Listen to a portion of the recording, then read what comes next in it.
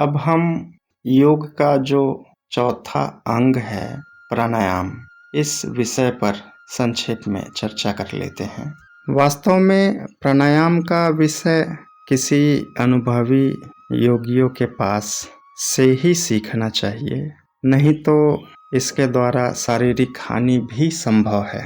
इसलिए इस विषय में ज़्यादा विस्तार से मैं चर्चा नहीं करूँगा। सिर्फ एक जानकारी मात्र होगी, एक इशारा होगा कि ऐसा होता है। आसन के सिद्ध होने के पश्चात जो हमारे श्वासों की गति है, इसको रोकने को ही प्राणायाम कहते हैं। बाहर से जब हम श्वास भीतर ग्रहण करते हैं, वो क्रिया श्वास की क्रिया कहलाती है, और भीतर से जब हम वायु का निष्कासन करते हैं तो वो क्रिया प्रश्वास की कहलाती है। इन दोनों को रोकने का नाम प्राणायाम है। अब इसे कुछ और गहराई से समझ लेते हैं। श्वास भीतर खींचने की जो क्रिया है वो पूरक कहलाती है। हमने श्वास भीतर खींचा, ये क्रिया पूरक हो गई। अब श्वास खींचने के बाद हमने श्वास को भीतर ही रोक लिया, जिसे कुंभक कहते हैं, अंतर कुंभक। अंतर कुंभक के बाद हमने श्वास को बाहर निकाला, जिसे रेचक कहा जाता है, रेचन क्रिया। इस रेचन क्रिया के पश्चात श्वास को बाहर ही रोक लेना बहिर्कुंभक कहलाता है। इस संपूर्ण प्रक्रिया को श्वास अंदर खींचना, फिर अंदर ही कुछ समय के लिए रोके रखना, कुछ समय पश्चात श्वास को बाहर निकालना और बाहर ही रोके रखना, ये संपूर्ण प्रक्रिया प्राणायाम कहलाती है।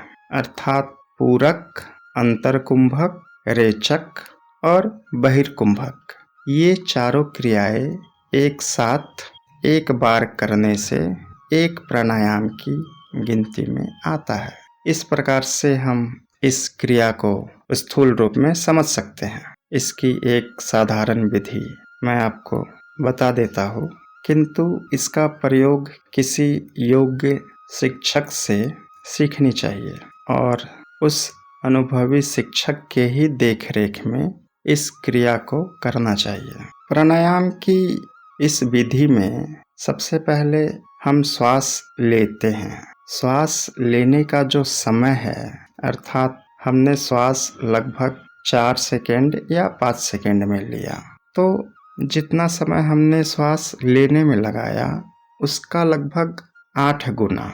ये 8 गुना कोई विशेष नियम नहीं है। यदि आप 4 गुना या 5 गुना भी रोक के रख सकते हैं तो उत्तम है। जितना समय आपने श्वास लेने में लगाया उसका 4 गुना, 6 गुना या 8 गुना समय आप श्वास को भीतर रोके।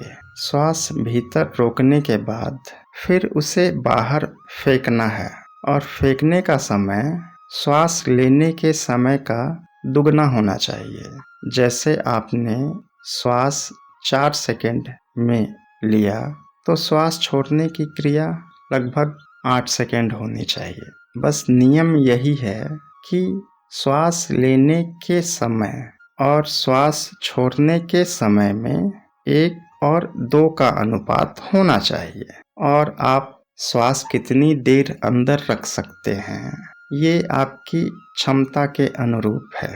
किंतु यहाँ मैं एक स्पष्ट चेतावनी देना चाहता हूँ कि आप श्वास भीतर रोकने का अभ्यास बहुत धीरे धीरे बढ़ाएं, बहुत आराम से करें, समय लेते हुए करें।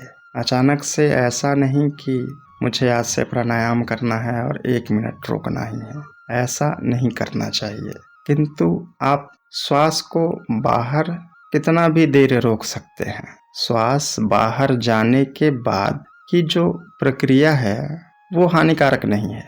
आप श्वास के बिना कितना देर भी रहें, कोई भी समस्या नहीं है। किंतु श्वास को भीतर रोके रखना, इसके लिए बहुत समय की आवश्यकता होती है, और नियमित रूप से अभ्यास करने के पश्चात ही श्वास को ज़्यादा देर तक रोकें। अन्यथा श्वास को ज़्यादा देर तक भीतर रोकना नहीं है। प्राणायाम में भी बहुत सारे भेद हैं, जिसमें संख्या के आधार पे, समय के आधार पे बहुत सारे प्राणायाम विकसित हुए हैं। प्राणायाम के कुछ प्रकारों में जो प्रमुख हैं, उनमें नाड़ी शोधन प्राणायाम, कुंभक प्राणायाम, शीतली प्राणायाम, भर्सिका प्राणायाम, अनुलोम विलोम प्राणायाम, केवली कुंभक प्राणायाम इत्यादि बहुत से प्रकार हैं।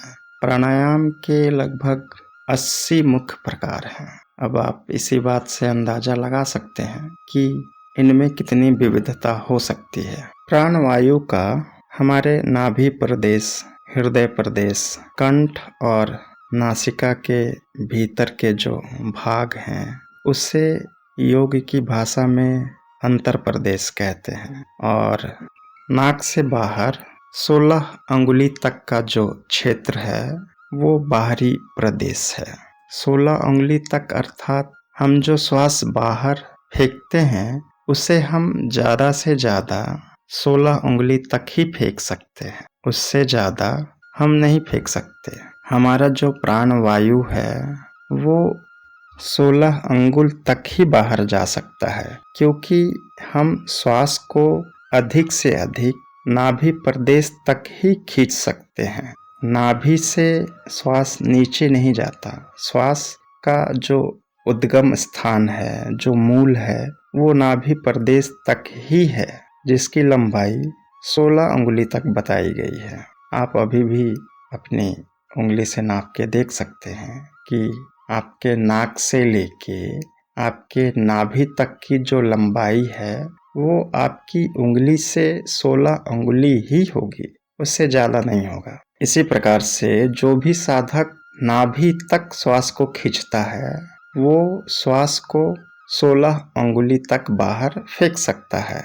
और जो साधक श्वास को हृदय तक खींचता है, हृदय के नीचे जो हमारा छाती के नीचे एक गड्ढा होता है, जिसे हम हृदय मर्म कहते हैं, श्वास यदि वहाँ तक खींचता है तो उसकी लंबाई 12 अंगुल होती है।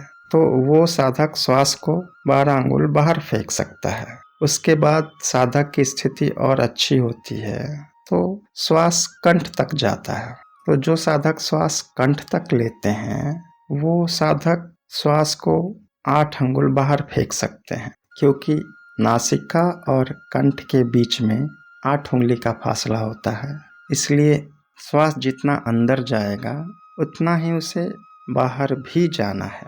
इसी प्रकार से कोई साधक यदि नासिका के अंतिम भाग तक ही श्वास खींच रहा है, तो फिर वो श्वास 4 अंगुल ही बाहर जाएगी। इस प्रकार से प्राणायाम में संख्या और समय का बहुत ही जटिल संबंध है। इसलिए इसके नियमों में कोई गलती या कोई असावधानी नहीं होनी चाहिए। प्राणायाम में प्राणों का निरोध किया जाता है, प्राणों को रोका जाता है, जिसके द्वारा मन स्वयं ही संयमित हो जाता है। इस प्रकार से जो व्यक्ति प्राणायाम करता है, तो उसे मन को रोकने के लिए कोई विशेष साधन की आवश्यकता नहीं होती। उसका मन प्राणायाम के द्वारा स्वयं ही धीरे धीरे संयमित होकर एकाग्र होने लगता है।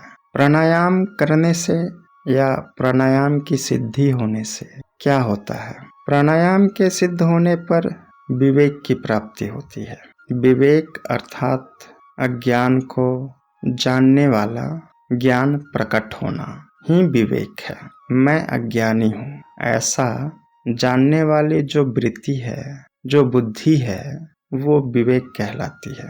इतना सारा जो हमने अभी जाना, उसका फल यही है कि अपने अज्ञान का ज्ञान हो जाए। व्यक्ति स्वयं को पहचान ले कि मैं अज्ञानी हूँ। और भी बहुत सारी सिद्धियाँ प्राणायाम के द्वारा प्रकट होती है, किंतु हमारा लक्ष्य यहाँ सिद्धियों के विषय में बताना नहीं है। इसी के साथ मैं अपने वाणी को विराम देता हूँ। आप सभी को मेरा प्रणाम।